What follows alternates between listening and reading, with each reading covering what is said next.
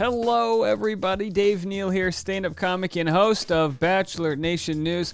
And we've got a tweet from Zac Clark. People are sort of debating the merits of the tweet. We'll get into this story. And golly, we need some good news out there. So if anyone wants to send us a voicemail with some good news, by all means, 401-213-9828. My last video, I brought up Nietzsche, the philosopher, and I've been told I pronounced his name wrong. So let's go straight to the correct pronunciation here. Here we go. Dave, just a quick correction. It's not Nietzsche, but it's Friedrich Nietzsche. He's German. So you pronounce him correctly, Nietzsche. Nietzsche. Dave, just a quick correction. It's not Nietzsche, but it's Friedrich Nietzsche. He's German. So you pronounce him correctly, Nietzsche. So I pronounced it Nietzsche, and you tell me it's Nietzsche. Okay, all right. Hey, I tried. I appreciate. I love when I get these corrections. So thank you so much for that. All right, let's get into this story here. By all means, hit the subscribe button, like this video an odd number of times. If you want to join the Patreon community, go to patreon.com/Dave Neal. We have over 200 members. So Zac tweeted this. My fear, and of course, Zac is an addiction specialist. He was an addict, or is an addict, I guess you would say, depending on if he qualifies himself as still fighting his addiction. And of course, he's got some information out there. He's a good person to listen to when it comes to battling inner demons.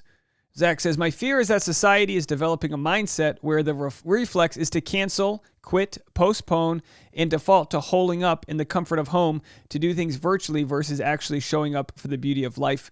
I understand COVID restrictions, but isolation is a killer. Two different things are going on here. Yes, isolation is a killer.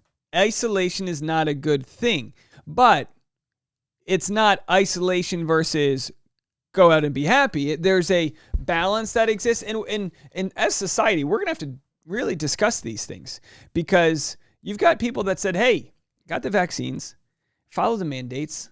You know, I socially distanced and isolated for 2 weeks when the pandemic first happened. Remember 2 weeks of social isolation. Hey, we got a new subscriber. Thank you so much for that.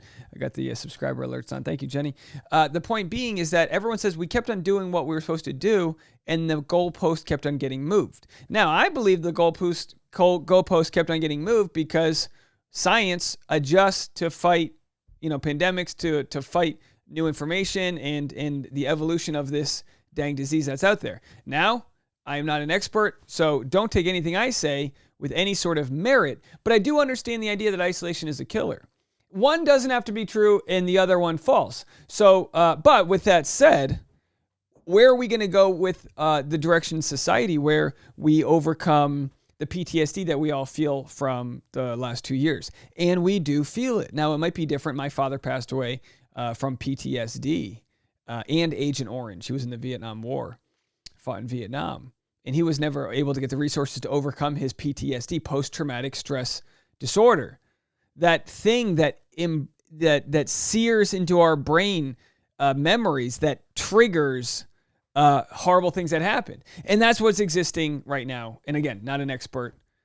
Can't speak on it from a place of expertise, but we all have one level or another of thinking we followed all the rules or thinking that the rules are overly, or the government's overreaching. Whatever side people are on, there's so much arguing, fighting going on, and we need to evolve to a place where do we accept this thing? And how do we live with it with our life? So I understand Zac saying, all right, we can't go back. We're on the 6th wave of the pandemic, okay? He's saying, now we can't go back to just locking people up and removing ourselves from society. That's unhealthy. And plenty of people in the comment section say, hey, the only time you're supposed to isolate is if you're tested positive, and then you spend a few days trying to isolate so you don't spread the disease any further. And what some of the Asian countries have taught us in the Western world is that we need to do a better job of being conscientious of other people. I'll be honest with you guys. I set the record in my school for not missing a day of for being sick. I say that right? From the age of maybe 9 throughout high school, I didn't have one sick day. And I said that with a point of pride. You get like a plaque, no school missed. I was that kid. I was that a-hole, okay? Not one sick day. The truth is, I was probably sick dozens of days that I went to school. So anyway, the point is that we need to reconsider our work ethic in our country and how we deal with like our sort of like pride, this like pseudo pride we have in maximizing our hustle culture that exists, and say, hey, you know what? Take a sick day. Wear a mask if you're sick, regardless of if it's COVID or whatnot. And people go, oh, these cloth masks don't protect you. I don't know about you guys. I've worn N95s since March of 2020. You know what I mean? We've got a stack of them. I know they were kind of hard to get at first. It's like we knew a guy who would go into the pharmacy, buy a whole crate, do whatever you can. No, we didn't hoard them. But the point is that we need to do a better job moving forward of how we deal with not just our personal beliefs, like not what's good for us, but what's good for others. And that might mean isolating if you test positive. But anyway, so here we have, let's see what the psychological consequences of social isolation during COVID-19. Perceived social isolation during COVID pandemic significantly has had an extraordinary global impact with significant psychological consequences. Changes in our daily lives, feeling of loneliness, job losses, financial difficulty, and grief over the death of loved ones have the potential to affect the mental health of many. In an atmosphere of uncertainty, it is essential that clear and precise information is offered about the problem and how to manage it.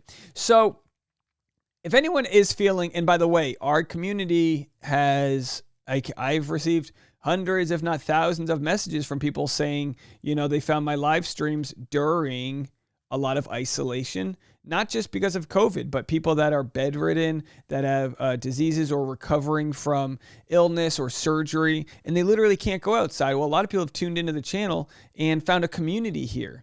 And not everyone's good at doing the work to find that community. I'm really good at knowing if I'm having a bad day, I got to go for a run. Now, I'm an able-bodied person that can go do that. There are people that can't either don't have the time because they're working and they whatever their job situation, family situation, or physical situation, or addiction, both mental and physical, whatever the reason be. Not everybody can go medicate in a way that helps them. I know that I can. I can go for a jog. I can go lift some weights, put some music on. I know how to get myself out of a rut, but a lot of people don't. And we've had a big issue since the pandemic started with people, going back into addiction. As we know, people relapsing and unfortunately, far worse things that have happened.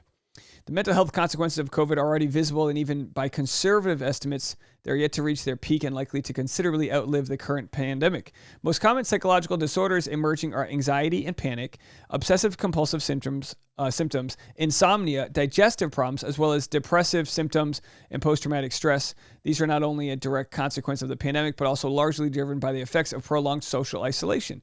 And part of the social isolation early on was that stay at home, and we weren't getting the vitamin D in the sun. And it's important, we look back and we remember people were getting tickets for going to the beach, and so many foolish things. We didn't know how we were dealing with this disease, this disorder. But now that here we are, late winter 2022, I think we need to come to some more common agreements on how we can improve our own health and community while also being considerate of others. So Zac posts this, and of course the immediate response from people is to read it in whichever way they want to read it. Hang in there and start slow. I'm sure there are a lot of people just like you who would love to connect. Keep going, says Zac. COVID isn't a killer, Zac. COVID itself is a killer, Zac. Until this is under control, there's nothing beautiful about everyone being sick at the same time. I don't know if you've noticed this, but a lot of people are missing work because they're sick, and it's impacting several industries like flying. Healthcare workers are freaking exhausted. Folks socializing irresponsibly, creating a massive new wave of cases, is burning them out and diverting resources that should be put to treating folks with acute non-COVID conditions. The whole healthcare system is fried, and we need to reevaluate the profit model for hospitals. They make their money off of elective surgeries. We spend more money than any first world country on our own healthcare, and it sucks. Our healthcare sucks. Most people have their healthcare either tied to their employer, or they have a really bad version of healthcare that's so bad you don't even want to go into the hospital because you're just going to sit in a waiting room and you come out worse than when you went in. Healthcare shouldn't be tied to our employment. It should be a human right that we all pay into. It's 2022, folks. Why do I sound mad? People go, wow, the taxes are going to go up. You guys have to understand, we pay more per capita and receive less than all other first world countries. Find me an example. Do you know what I mean? People come back, oh, in Canada, you do X, Y, and Z. It's horrible. No, you don't understand. We pay more and we get less. I don't know what else to say. All right.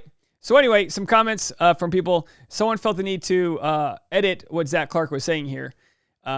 My fear is, I'm going to read the edited version that this person wrote. My fear is that society is developing a mindset where their reflex is to cancel, quit, postpone, and default to holding up in the comfort of home to do things virtually versus actually showing up for the beauty of life. Apparently, I don't understand that COVID is a killer. Now, again, two things can be true.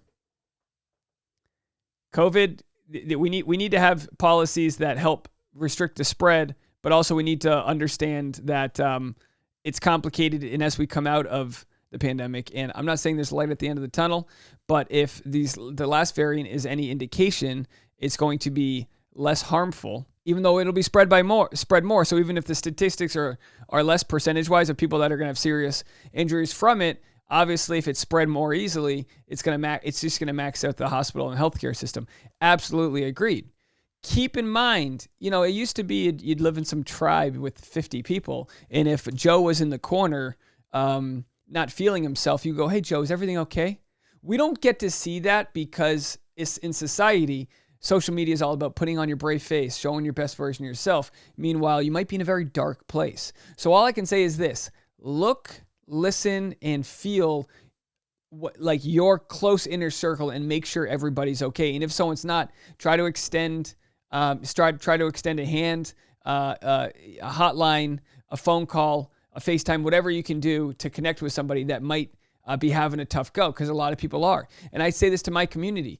I mean, it sounds trivial to say. I don't really monetize much off of my live streams. It's the least profitable part of my channel. But if you need a community to hang out with, my live streams, the Dave Neal Facebook community. These are good people. These are people that are also working from home all alone. I work from home all alone during the day too. And again, I'm not saying, I've been able to keep my wits about me, but there are some days when I'm just like, what the heck is going on out there? And I feel as hopeless as the rest of you guys.